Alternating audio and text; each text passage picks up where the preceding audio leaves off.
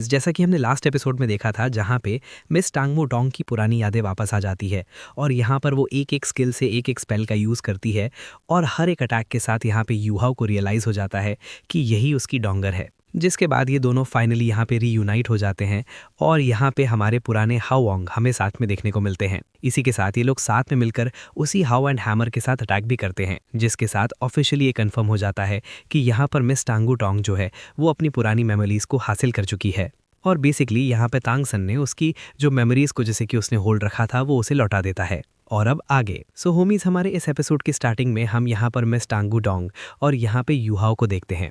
Basically ये दोनों आपस में ही खो जाते हैं और यहाँ पे एक दूसरे का हाथ होल्ड करके ऊपर की ओर उठाने लगते हैं। अब यहाँ पे हम देखते हैं कि ये दोनों अपने पावर को आपस में फ्यूज करने लगते हैं और यहाँ पर इनके हैमर को देखते साथ ही सभी लोग कहने लगते हैं कि फाइनली ये दोनों कपल वापस से एक हो ही गए। यहाँ पे हम देखते हैं कि यूहाओ के एक्सट्रीम आइज और उसके बाकी के सारे पावर्स फ्यूज हो जाते हैं उसी हैमर के साथ और यहाँ पे मिस टांगू टोंग के जो बटरफ्लाई विंग्स थे वो दोनों मिलकर इस वेपन को एक कमाल का नया लुक देते हैं। इसी के साथ यहाँ पे मिस टांगू टोंग बाहर आती है और तभी यहाँ पर सारे के सारे लोग उसी के बारे में बातें करने लगते हैं और कहने लगते हैं कि फाइनली वो वापस आ चुकी है। इसी के साथ हम देखते हैं कि टांगो टोंग का जो लुक है वो भी चेंज हो जाता है और वो यहाँ पर आते आते यूहाओ के आसपास उसी आइस पर सर्फिंग करना शुरू कर देती है और तभी यूहाओ उसका हाथ पकड़ के उसे थाम लेता है। इसी के साथ यहाँ पर जो फीमेल होस्ट थी वो यूहाओ और डोंग डोंग दोनों को कॉन्ग्रेचुलेट करती है और कहने लगती है कि इस साल के पोसाइडन गार्डन का टाइटल तुम्हें जाता है। इसी के साथ ही यहाँ पे यूहाओ उसे हक कर लेता है। तभी यहाँ पर हम शाओप को देखते हैं जो कि स्नो क्वीन से कहने लगता है कि मम्मा,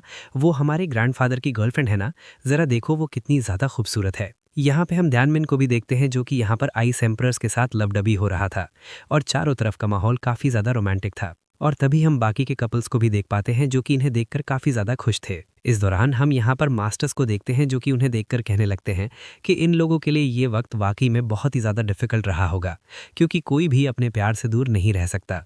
लेकिन मुझे खुशी है कि एट दी एंड ये दोनों एक हो गए। पर कहते हैं ना कि जिनकी जोड़ी ऊपर वाला बनाता है वो एट दी एंड मिल ही जाते हैं। इसी के साथ हमें थोड़ी देर बाद का सीन दिखाया जाता है जहाँ पे टांग टूंग और यूहाओ ये दोनों अकेले में टाइम स्पेंड कर रहे थे और यूहाओ उससे पूछने लगता है कि बताओ, तुम्हारी पूरी मेमोरीज वापस आ गई ना। उस पे वो बताने लगती है कि हाँ, आ तो गई हैं, लेकिन जब मेरी मेमोरीज़ मेरे अंदर नहीं थी तो मुझे ऐसा फ़ील हो रहा था कि कुछ है जिसे कि मैं मिस कर रही हूँ। कुछ ऐसा फ़ील होता था कि मेरे अंदर कोई बहुत ही बड़ी चीज़ है जो कि टूट चुकी है। ऐसा लग रहा था कि मैं यादों के ऐसे समुंदर के अंदर फंसी हुई हूँ जहाँ पर काफ़ी सारी चीज़ें मिसिंग हैं। लेकिन जब भी मैं कोई फेमिलियर सी चीज़ देखती हूँ तो वो सारी फ्रैगमेंट्स जो है याद बनकर मेरे सामने आने लगती है, पर अगले ही पल मेरे सर में बहुत पेन होने लगता है। ऐसे ही कुछ मेमोरीज ऐसी भी थीं जो कि मेरे बचपन से जुड़ी हुई थीं। अभी यहाँ पे सीन शिफ्ट होता है और हमें टांगू टोंग की मेमोरी का सीन दिखाया जाता है जहाँ पे हमें नन्ही टांगू टोंग को दिखाया जाता है जो कि डिवाइन रेल में अपने पेरेंट्स के साथ मौजूद थी और काफ़ी मस्ती से खेल रही थी। टांगसन और शाओबू दोनों ही अपनी बेटी टांगू टोंग के लिए काफ़ी अच्छा फील करते थे।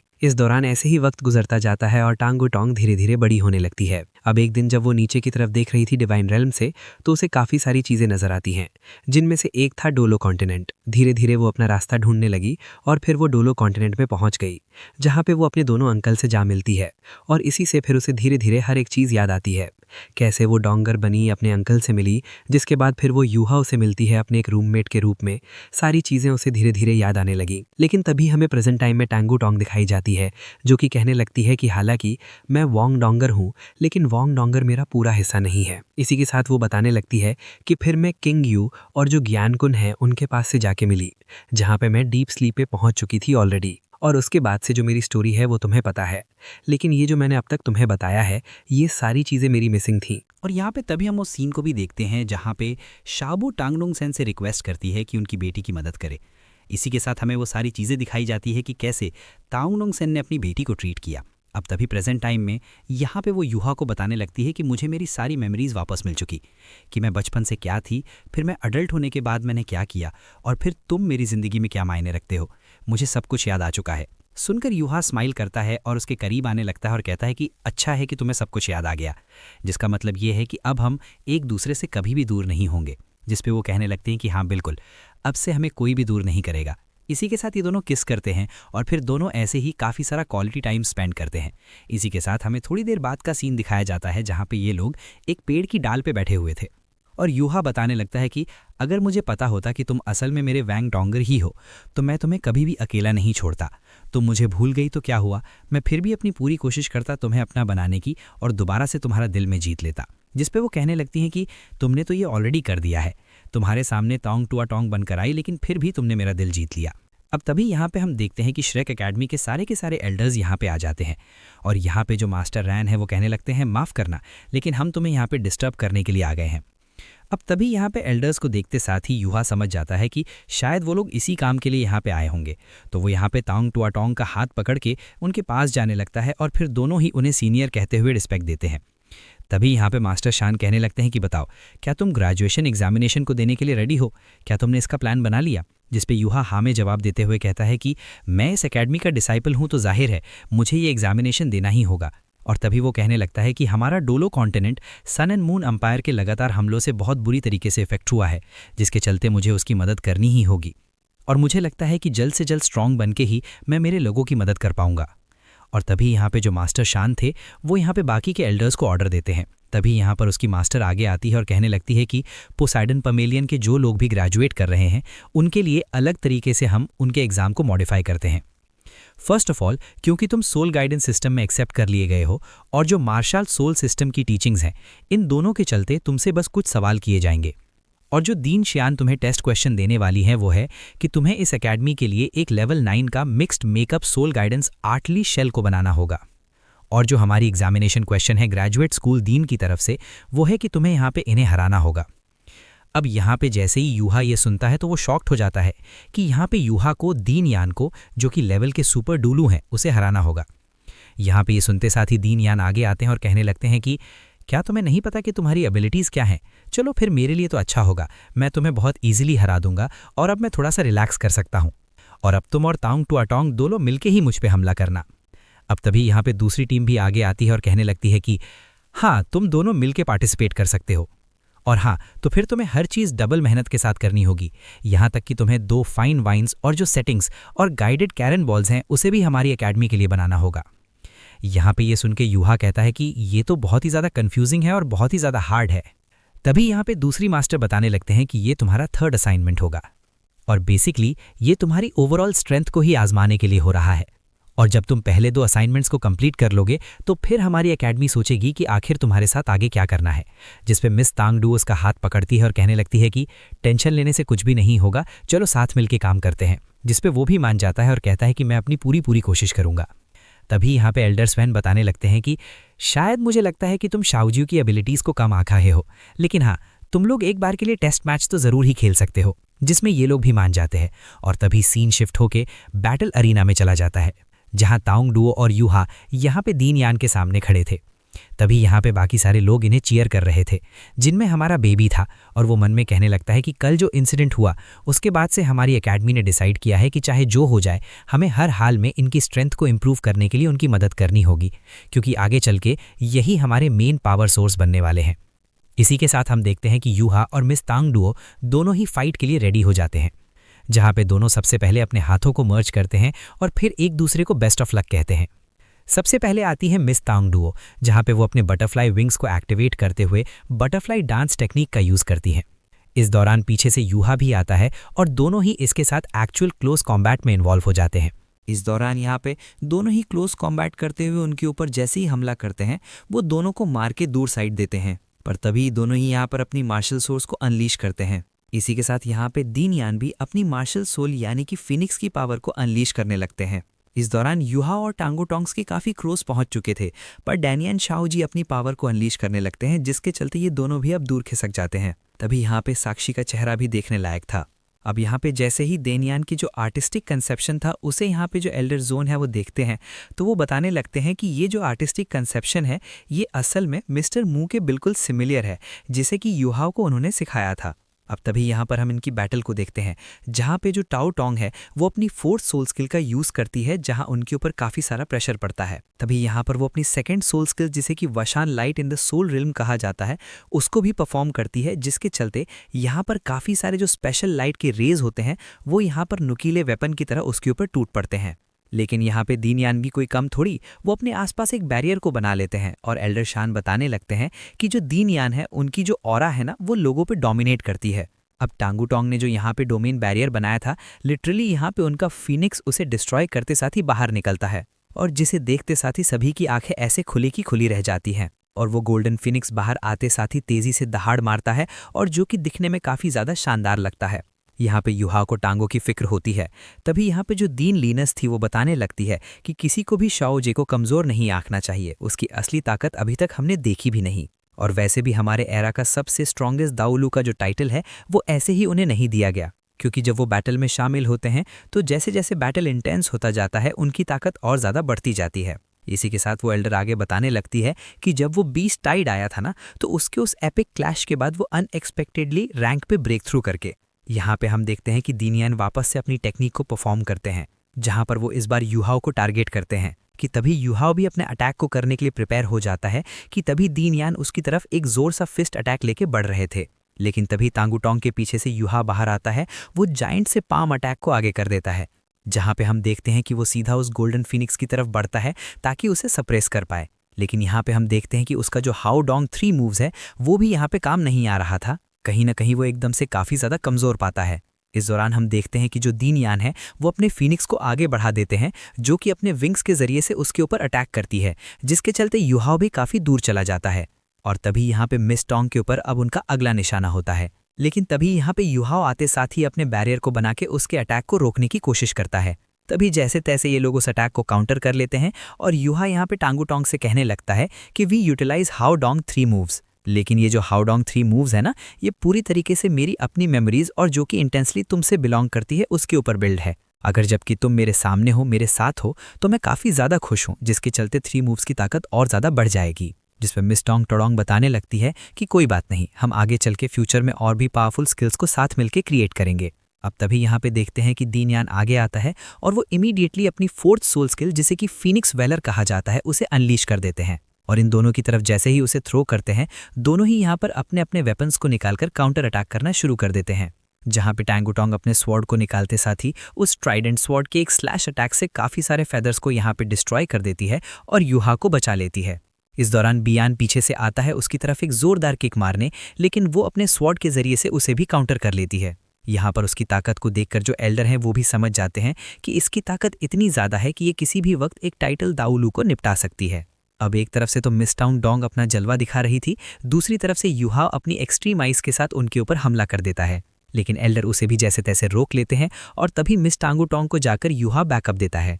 इनका टीम वर्क देखकर तो एल्डर भी इनकी तारीफ करता है। जिसके बाद होती है धुआंधार फाइट, जहां पे एक तरफ से युहा अपने ड्रैगन क्लॉ टेक्निक का यूज करते हुए अटैक करता है, तो वहीं दूसरी तरफ से मिस टोंग अपने ट्राइडेंट ब्लेड के जरिए से अटैक करती है। लेकिन वो दोनों को ही ईजिली हैंडल कर लेता है, जिसके चलते युहाओ को अपनी आइस एम्प्रेस की ट्रू बॉडी को रिवील करना पड़ता है और फिर वो अपने snow dance extreme ice domain की पावर को भी अनलीश करता है, जो कि यहाँ पर तेज बवंडर सा ला देती है। लेकिन यहाँ पे जो दीन यान है वो भी अपने फायर ऑफ लाइट को यूज़ करते हैं और यहाँ उसे यूज़ करते साथ ही वो यहाँ उसके आइस डोमेन को क्रश करने लगती है और कहते हैं कि मेरी फायर ऑफ लाइट किसी भी चीज़ को फॉलो कर सकती है। और वो ईजिली हम देखते हैं कि युहा और टांगो डोंग दोनों को सप्रेस कर देते हैं और तभी यहाँ पे उनकी जो फायर ऑफ लाइट थी वो और ज़्यादा इंटेंस हो जाती है, जिसे देखकर यहाँ पे जो एल्डर है वो कहने लगते हैं कि युहा और टांगो डोंग तो दोनों ही यहाँ पे हारने वाले हैं। और तभी दीन यान कहने लगते हैं कि नहीं, अभी लगता है कि ये हारे नहीं हैं। और तभी हम देखते हैं कि यहाँ पे युहा अपना हाथ हवा में उठाता है और तभी वो अपने सारे के सारे मार्शल सोल्स की पावर को आपस में अनलीश करता है।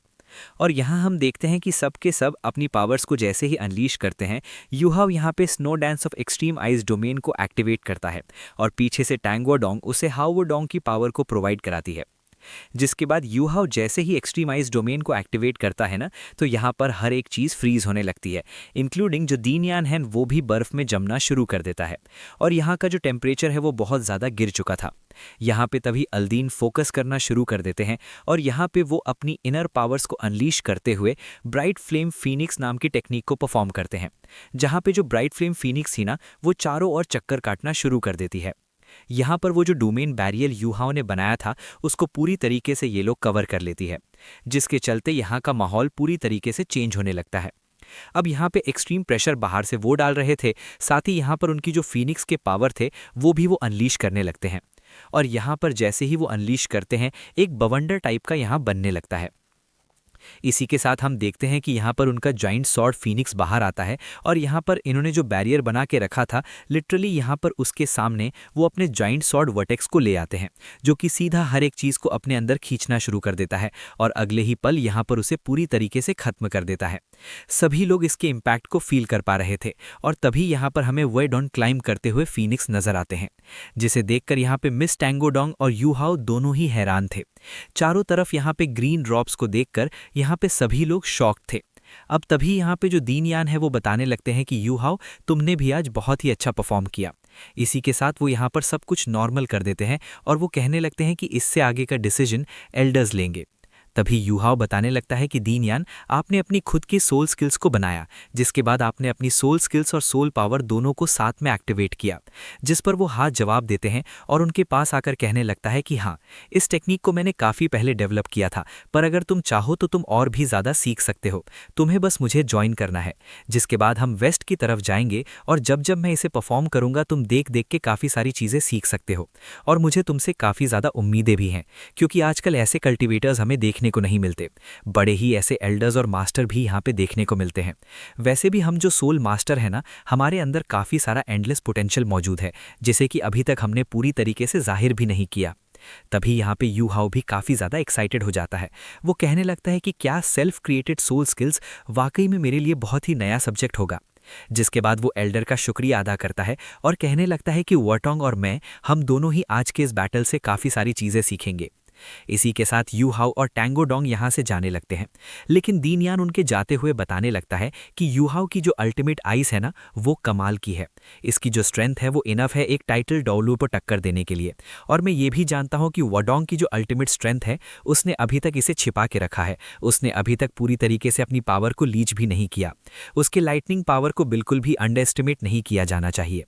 अब तभी एल्डर शैन कहने लगते हैं कि हाँ, एक बार ये लोग पूरी तरीके से मैच्योर हो जाएं और अपनी ताकत पर पूरी तरीके से कंट्रोल हासिल कर लेना, तो ये बहुत ही ज़्यादा स्ट्रांग बन के उभरेंगे। लेकिन मुझे नहीं पता कि आखिर कब तक हमारा डॉलो कॉन्टिनेंट इनके लिए इंतज़ार करेगा, क्योंकि हम बात करें इमोशंस की तो वो स्पिरिचुअल पावर का एक दूसरा हिस्सा है। अब यहाँ पे ये लोग ये सारी चीज़ें सोच रहे थे कि तभी सीन शिफ्ट होता है और हम यहाँ पे यूहा और टैंगोडोंग को देखते हैं, जहाँ दोनों प्रैक्टिस कर रहे थे। वर्टोंग को यूहाओ अपने हाउ वर्डोंग की 3 मूव्स के बारे में बताने लगता है, और यही चीज़ बताने लगता है कि क्या मैं अपने इमोशंस को अपने नए सेल्फ क्रिएटेड सोल स्किल में वापस से फ्यूज़ कर सकता हूँ। अब वो यहाँ पे मिस टैंगोडोंग से इजाज़त मांगता है, जिस पे मिस टांगोटोंग मान जाती है और कहने लगती है कि हाँ बिल्कुल तुम ऐसा कर सकते हो। जो सुनकर यूहाओ भी थोड़ा हैरान था, जिस पर यूहाओ भी अब वापस से अपने इमोशंस को उस नए स्किल में फ्यूज़ करना शुरू कर देता है, जहाँ दोनों हाथ पकड़ के आगे बढ़ रहे थे। और इनके सामने एक रूम था जिसका गेट जैसे ही ओपन होता है तो यहाँ पे हमें यूहाओ के नज़रिए से दिखाया जाता है कि सामने थी वोंगडोंग। साथ ही सीन को भी हमें दिखाया जाता है जहाँ पर यूहाओ उसे बड़े प्यार से हाय कहता है, लेकिन डोंगर तो उसे देखते साथ ही इग्नोर कर देती है और कहने लगती है कि वैसे तुम्हारा नाम क्या है, क्योंकि अगर तुमने मुझे गुस्सा दिलाया ना तो मैं तुम्हें पीट के रख दूंगा। ये सुनकर यूहाओ और टांगोटोंग दोनों एक दूसरे की तरफ देख के स्माइल करते हैं। तभी यूहाओ का भी जवाब आता है कि दूसरों से उसका नाम पूछने से पहले ना अपना नाम बताना चाहिए, और तभी ये दोनों लड़ना झगड़ना शुरू कर देते हैं, जहां पर यूहाओ टांगोटोंग के ऊपर था और उसे उसने लिटरली हरा दिया था। और टांगोटोंग बताने लगता है कि मैं तुम्हें कभी भी तुम्हारे सपनों में भी अपना नाम नहीं बताऊंगा। इसी के साथ ये लोग आगे बढ़ते हैं, जहां पे हम देखते हैं कि इन्होंने कैसे साथ मिलकर दुश्मनों को हराया था, और फिर dying in the bright golden road lamp की टेक्निक को दोनों ने साथ मिलकर परफॉर्म किया था। ऐसे ही हम देखते हैं कि ये लोग कहानी में आगे बढ़ते जाते हैं, और यहाँ पे दोनों को अपनी अपनी मेमोरीज भी नज़र आती हैं, और यूहाओ कैसे टांगोटोंग से अपनी फीलिंग्स का इजहार करता है और उससे कहता है कि चाहे जो हो जाए मैं तुम्हें हमेशा प्रोटेक्ट करता रहूँगा। और हमें वो सीन भी दिखाया जाता है जहाँ पर डोंगर अपनी ट्रू आइडेंटिटी को यूहाओ के सामने रिवील करती है, और यहीं से ये दोनों ऑफिशियली कपल्स भी बन जाते हैं। और कैसे यूहाओ ने उससे कहा था कि वॉन, क्या तुम वाकई में मुझे एक मौका देना चाहोगी, जिस पर वो उसके प्रपोजल को मान जाती है। अब यहाँ पे ये लोग आगे बढ़ते हैं और फिर हमें वही सीन भी दिखाया जाता है जहाँ पे डोंगर मौत के मुंह में पहुँच चुकी थी और यूहाओ उसे बचाने के लिए जाता है, लेकिन बहुत लेट हो चुका था। और यहाँ पे आखिर में टांगोटोंग से यही कहता है कि अगर तुम्हें कभी भी मेरी डोंगर मिले ना तो उसे आज जो कुछ भी हुआ इसके बारे में मत बताना, वो मुझे भूल चुकी है, तो कभी भी उसे उसके युहाओ के बारे में याद दिलाने की कोशिश मत करना। इसी सीन के साथ हम देखते हैं कि युहाओ को एनलाइटनमेंट हासिल हो जाती है। तभी यहाँ पे वो अपने डिवाइन सेंस के जरिए से टांगू टोंग को बताता भी है और टांगू टोंग उसे कहने लगती है कि हाँ, और इसलिए मुझे तुमसे प्यार है, और उससे वो प्रपोज करती है और कहती है आई लव यू। इस पे युहाओ भी कहता है कि मुझे भी तुमसे बेहद प्यार है। अब यहाँ पे हम देखते हैं कि युहाओ के इस डीप इमोशंस के चलते यहाँ पे डिवाइन रेल्म में भी हलचल हो जाती है और हम गॉड ऑफ इमोशंस को देख पाते हैं